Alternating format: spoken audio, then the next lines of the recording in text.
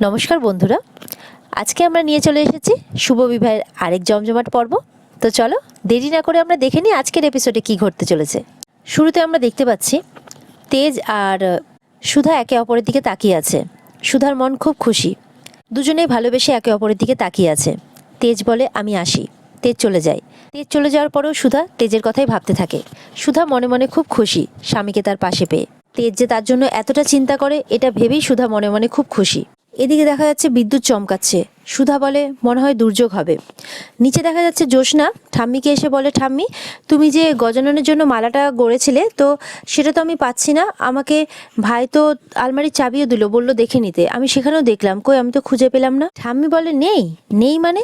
তখন এদিকে তরিতা মনে মনে ভাবতে থাকে, দিদি ভাই তুমি ছাদে পুজো করে সবার সামনে আমাকে ছোট করেছো, আমিও তোমাকে ছাড়বো না।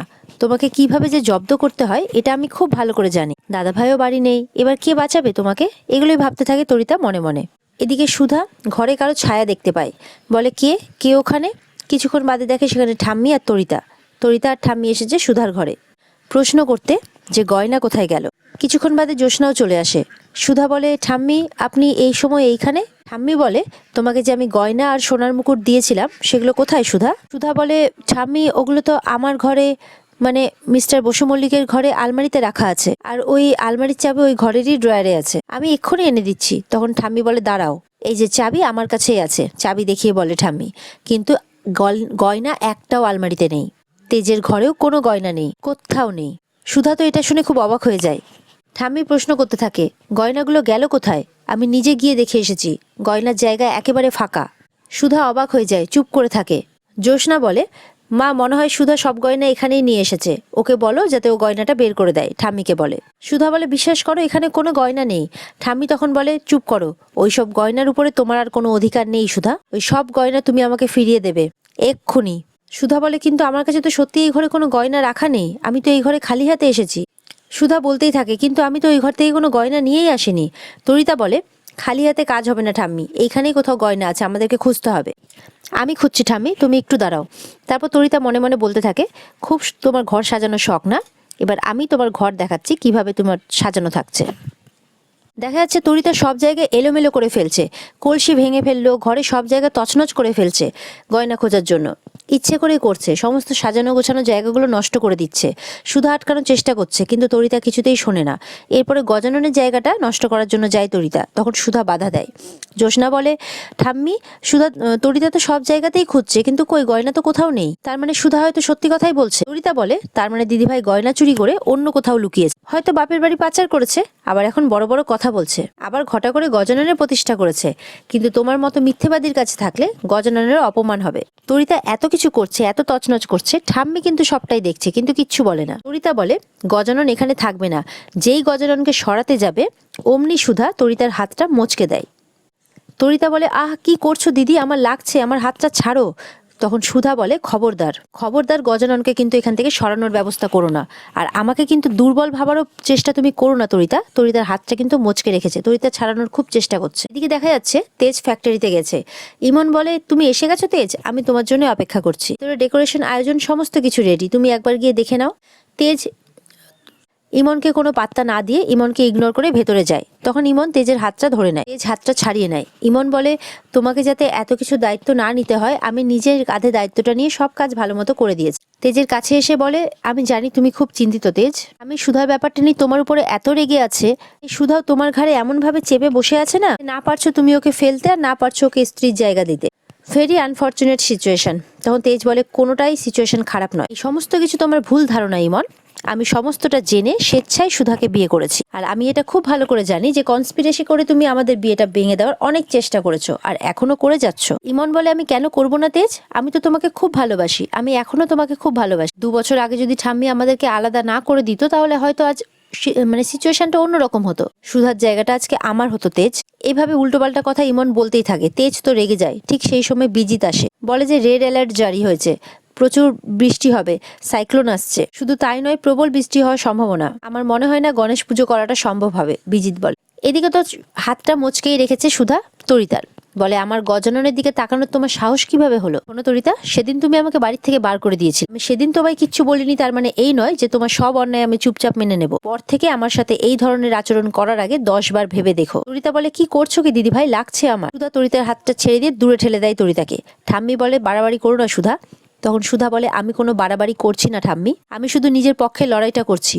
আপনারা তো সবাই নিজের চোখেই দেখে নিলেন যে এখানে কোনো গয়না নেই। এই যে বিছানাটা ওখানে ধুলো মাখা অবস্থায় পড়েছিল, আমি নিজে এটাকে পরিষ্কার করে এখানে রেখেছি। আর এই যে এই টেবিল চেয়ার এই সবকিছু আমি নিজে হাতে মেরামত করেছি ঠাম্মি, একদম নিজের হাতে। ওই আলমারিটা একদম ফাঁকা ছিল, আমার বাপের বাড়ি থেকে শিলাদি কিছু জামা কাপড় আমাকে দিয়ে গেছে, ওগুলো সব ওখানে রেখেছি। বিশ্বাস করুন ঠাম্মি, এখানে কিচ্ছু নেই। সেরকম হলে আপনারা আরেকবার সার্চ করে নিতে পারেন।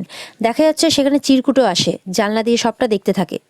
এদিকে জ্যোৎস্না মনে মনে বলে যে এই প্রথমবার আমাকে সুধাকে বিশ্বাস করতে ইচ্ছে করছে। ঠাম্মি বলে ওই গয়না আমি তোমাকেই দিয়েছিলাম, তাই ওই গয়না কোথায় গেল এই কৈফিয়ত তো তোমাকেই দিতে হবে। ঠাম্মি বলে আমি তোমাকে 24 ঘন্টা সময় দিচ্ছি, তার মধ্যে তুমি যদি গয়না বের করে না দিতে পারো তাহলে। ঠাম্মি কিছু বলে না, তরিতা বলে ওঠে তাহলে এই বাড়িতে পুলিশ আসবে।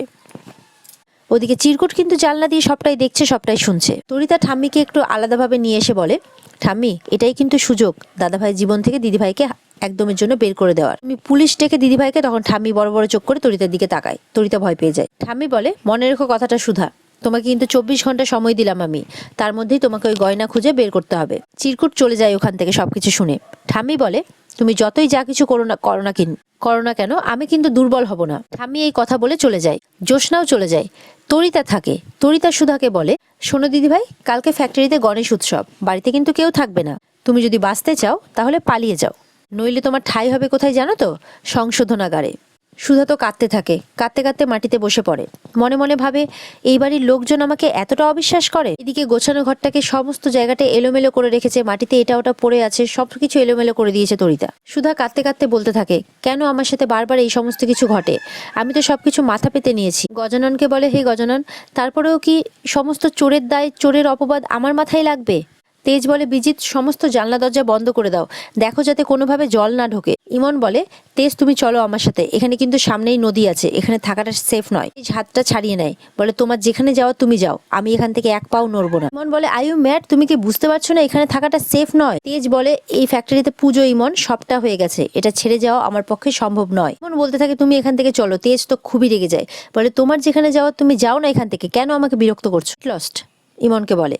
ইমন বলে আচ্ছা ঠিক আছে আমি চলে যাচ্ছি, আমি তোমার জন্য এখানে থেকে নিজের লাইফটাকে রিস্কে ফেলতে পারবো না, তুমি থাকো আমি চলে যাচ্ছি। বিজিৎ তো এদিকে ওদিকে ফোন করছে কিন্তু কোনো নেটওয়ার্ক পাচ্ছে না, বাইরে বড় দুর্যোগ নেমে এসেছে, অবস্থা খুবই খারাপ। এদিকে দেখা যাচ্ছে সুধা তার ঘরটাকে পরিষ্কার করছে আর বলে যে এত সহজে আমি হার মানবো না। সুধা দেখে বাইরে তো দুর্যোগ নেমে এসেছে, এই অবস্থায় তেজ মানে মিস্টার বসু মল্লিক ফ্যাক্টরিতে গেছেন, উনি যাতে ঠিক থাকেন এটাই প্রার্থনা করতে থাকে সুধা, আর ওনার জন্য চিন্তাও করতে থাকেন। সুধা বলে আমি একবার ওনাকে ফোন করে দেখি।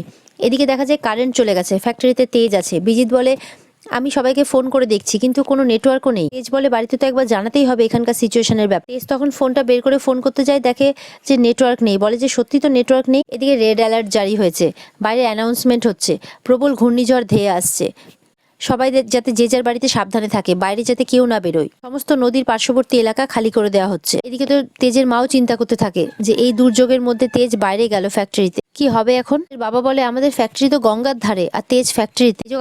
মেজো কাকাকে বলে এই এক্ষুনি তুই তেজকে ফোন কর এক্ষুনি। এদিকে ঠাম্মি বলে বাড়িতে গণেশ পুজোয় গজাননের পুজোয় বাধা পড়েছে, এবার ফ্যাক্টরিতে ভালো করে দিতে চাইছিলাম, বাধা কাটাতে চাইছিলাম, কালকে ফ্যাক্টরিতে এত বড় পুজো উৎসব আর এসব কি হচ্ছে গজানন? দাদু বলে অন্যায় অন্যায়ের ফল।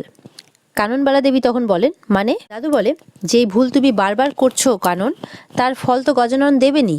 কাননবালা দেবী তখন বলেন যে কি বলতে চাইছেন আপনি? তখন দাদু বলে যে যেই মেয়েটার হাতে গজানন পুজো নিয়েছেন তাকেই তোমরা সন্দেহের বশে অপমান করলে। পাশের ঘর থেকে আমি কিন্তু সব শুনেছি। বড়নাথ বৌমা ওই ছোট্ট একটা ঘর ছাদে সেখানে আশ্রয় নিয়েছিল, ছোটনাথ বৌমা সেই ঘরটা তছনছ করে দিয়েছে, এখন সেই মেয়েটা থাকবে কোথায়? শুনে তো তেজের মা আর মেজমা অবাক হয়ে যায়। এতে সংসারের মঙ্গল হয় না কানন, অমঙ্গল হয়। ঠাম্মি বলে ওই মেয়ে আমার এই বাড়িকে অপবিত্র করেছে, আমার এই সংসারে কলঙ্কের দাগ লাগিয়েছে। দাদু বলে পবিত্র অপবিত্র বিচার করার তুমি আমি কে? বড়নাথ বৌমা যদি অপবিত্রই হতেন তাহলে গজানন তার হাতে পুজো নিতেন না। গজানন ন্যায়ের দেবতা, উনি তোমার করাই অপমান কিছুতেই মেনে নেবেন না। তুমি আমার কথাটা মিলিয়ে নিও কানন, বাইরে কত দুর্যোগ, না জানি কতটা দুর্ভোগ অপেক্ষা করে আছে আমাদের কপালে। কাননবালা দেবী মানে ঠাম্মি চুপ করে থাকেন। এদিকে ছোটকা, সমুদ্র সবাই সুধার কাছে এসে বলে বাইরে ঘূর্ণিঝড় আসছে। সুধা তো খুব চিন্তায় পড়ে যায়। সমুদ্র বলে হ্যাঁ বৌদি, দাদা ভাইয়ের তো কোনো খোঁজ পাওয়া যাচ্ছে না, তাই জন্য কিন্তু ফ্যাক্টরিতে পৌঁছেছে এই খবরটা আমরা জানি। ছোটকা বলে আমাদের কি মনে হচ্ছে বলো তো, তেজ ফ্যাক্টরিতে গিয়ে আটকে গেছে। সুধা বলে কিন্তু আমি তো ওনাকে ফোনেও পাচ্ছি না। ছোটকা বলে আমিও পাচ্ছি না, নেটওয়ার্ক নেই। সমুদ্র বলে পাশে নদী, তার মধ্যে এত বড় দুর্যোগ, সেই জন্যই বোধহয় নেটওয়ার্ক নেই। সুধা তো খুব ঘাবড়ে যায়। সুধা বলে সমুদ্র আমাকে এক্ষুনি যেতে হবে। সমুদ্র বলে কি বলছো বৌদি, বাইরে এত বড় দুর্যোগ, তুমি যাবে কি করে? সুধা বলে আমি জানি না, মাথায় কিচ্ছু ঢুকছে না, তবে নিশ্চিন্ত হয়ে আমি বাড়িতেও বসে থাকতে পারবো। ছোটকা বলে না না সুধা, তুমি একটু ধৈর্য ধরো, আমি চেষ্টা করছি ফ্যাক্টরিতে কাউকে একটা ফোন করার, মানে যদি কাউকে পাই। সুধা বলে আমি যাব, আমাকে যেতেই হবে, এই বিপদের মাঝে আমি মিস্টার বসু মল্লিককে একা ছাড়তে পারবো না। ছোটকা বলে তুমি বুঝতে পারছো না সুধা, মা এই দুর্যোগ মাথায় করে কাউকে বাড়ি থেকে বেরোতে দেবে না। এদিকে দেখা যাচ্ছে বাইরে অ্যানাউন্সমেন্ট হচ্ছে যে ধীরে ধীরে দুর্যোগ বাড়ছে, ঝড়ের গতি বাড়ছে। হাওড়া ও হুগলি সমস্ত 24 পরগনায় রেড অ্যালার্ট জারি করা হয়েছে। সমস্ত হাওড়া, হুগলি এবং কলকাতার উপর দিয়ে এই ঝড় 120 কিলোমিটার বেগে বয়ে যাবে। এই অ্যানাউন্সমেন্ট সুধাও শুনতে পায়। সঙ্গে চলবে একটানা বজ্রপাত ও বৃষ্টি। এমনিতেই জোয়ার এবং বর্ষায় নদী জলে পরিপূর্ণ হয়ে আছে, তার মধ্যে এই ঝড় বৃষ্টিতে নদীর জল আরো ফুলে ফেপে উঠেছে। বেশ কিছু এলাকায় নদীর পাড়ে ভাঙন ধরারও সম্ভাবনা রয়েছে। ঝড় বৃষ্টির প্রকোপ না কমা পর্যন্ত একাধিক এলাকা জলমগ্ন থাকবে। এই সমস্ত অ্যানাউন্সমেন্ট হতে থাকে বাইরে। সুধা তো খুব চিন্তায় পড়ে যায়। সুধা মনে মনে ভাবে এখন ঠাম্মি, ঠাকুর দালানে সবাই এই ব্যাপারটা নিয়ে খুব ব্যস্ত, আর আমাকে এই সুযোগেই বেরোতে হবে, ওনার কাছে পৌঁছতেই হবে। আমাকে জল জমে রাস্তা বন্ধ হয়ে যাওয়ার আগে আমাকে পৌঁছতে হবে। এরপরে সুধা বেরোতে গেলে তরিতা বলে কোথায় যাচ্ছ দিদি ভাই, বাপের বাড়ি যাচ্ছ? না না ভয় পেও না, তোমার চোরের মতো বাপের বাড়ি যাওয়া কথা আমি কাউকে বলবো না, প্রমিস। শুধু এই ছাতাটা এখানে রেখে যাও। সুধা ছাতা নিয়ে বেরোচ্ছিল, সেটাও তরিতা নিয়ে বেরোতে দেবে না। সুধা অবাক হয়ে তরিতার দিকে তাকায়, বলে কেন বলো তো, ছাতাটা তো এখানকার। তাই ঠাম্মি যদি ছাতাটা খুঁজে না পায় তাহলে গয়না চুরির মতো ছাতা চুরিরও অপবাদ তোমাকে দিয়ে দেবে। এরকমই উল্টোপাল্টা কথা বলতে থাকে তরিতা। সুধা বিরক্ত হলেও চুপ করে থাকে। সুধা কোনো কথা না বলে ছাতাটা দিয়ে বেরিয়ে পড়ে। তরিতা তো বলতে থাকে আজকে তোমার বাঁচার কোনো চান্স নেই। ঠাম্মির ফোন করেছে তেজ, বলে যে এখানে মুষলধারে বৃষ্টি হচ্ছে। ঠাম্মি বলে তুমি এক্ষুনি বাড়ি চলে এসো। বলে যে বাইরের পরিস্থিতি ভালো নয়, আমি যেতে পারবো না। ঠাম্মি তখন বলে তাহলে কোথায় থাকবে তুমি? তখন তেজ বলে আমি আজকে ফ্যাক্টরিতেই থেকে যাব। ঠাম্মি বলে ওখানে সিচুয়েশন সবকিছু ঠিক আছে তো? তেজ বলে আমি আছি তো, তোমার তেজ থাকতে গণেশের পুজো ঠিক হবে, এখানে ভালো মতো করেই হবে। তেজ সব কথা হয়ে গেলে ফোনটা রেখে দেয়। এদিকে দেখা যাচ্ছে ফ্যাক্টরিতে জল ঢুকতে শুরু হয়ে গেছে। বিজিৎ বলে জামাইবাবু সাবধানে, পুরো ফ্যাক্টরিতে জল ঢুকে গেছে। দেখা যাচ্ছে ঝড় বৃষ্টি মাথায় নিয়ে সুধা বেরিয়ে পড়েছে বাইরে। গাড়িতে লিফট চাওয়ার চেষ্টা করে, কিন্তু কেউ লিফট দেয় না। তেজের বাবা বলে মা, তেজ যখন বলেছে চিন্তা করার কিছু নেই, তুমি কোনো চিন্তা করো না। তেজের মা, মেজমা খুব চিন্তা করে, বলে কাল ফ্যাক্টরিতে উৎসব, কি হবে বলতো মেজো, আমি তো কিছু বুঝতেই পারছি না। কৃষ্ণা বলে ওখানে ভাইয়ের থাকাটা নিরাপদ হবে তো? ঠাম্মি বলে না না, গজানন থাকতে তেজ দাদু ভাইয়ের কিছু হবে না। এদিকে গজাননের কাছে প্রার্থনা করতে থাকে ঠাম্মি। সবাই মিলে হাত জোর করে গজাননের কাছে প্রার্থনা করতে থাকে। তেজের মা শঙ্খ বাজায়। সুধা বেরিয়ে পড়েছে, পুরো ভিজে গেছে সুধা। লিফট চাইছে সুধা, কিন্তু কিছুতেই পায় না। ওদিকে ইমনও গাড়ি চালিয়ে বাড়ি ফিরছে। এবারকে বকাবকি করতে থাকে, তাড়াতাড়ি চালাও, যদি দুর্যোগে আটকে যায় না তোমার কপালে দুর্ভোগ আছে। ইমন দেখতে পায় সুধাকে। সুধা গাড়ি থামানোর চেষ্টা করছে। ইমন বলে ওটা সুধা না? সুধাই তো, ঝড় বৃষ্টির মধ্যে কোথায় যাচ্ছে? ফ্যাক্টরিতে নাকি? এবার বলে ম্যাডাম সামনে একজন দাঁড়িয়ে আছে, লিফট দিয়ে দেবো? ইমন বলে একদম দাঁড়ানোর চেষ্টা করবে না, চালাও, সোজা চালাও গাড়ি। মানে বলতে চাইছে ধাক্কা মেরে উড়িয়ে দাও সুধাকে, ওই জন্যই বলছে সোজা চালাও। এখানে আজকের পর্ব শেষ হয়ে যায়। তাহলে সুধাকে কি গাড়ি দিয়ে মেরে দেবে ইমন? কি করতে চলেছে ইমন? দেখা হচ্ছে আগামী পর্বে। ততক্ষণ সবাই ভালো থেকো, টাটা।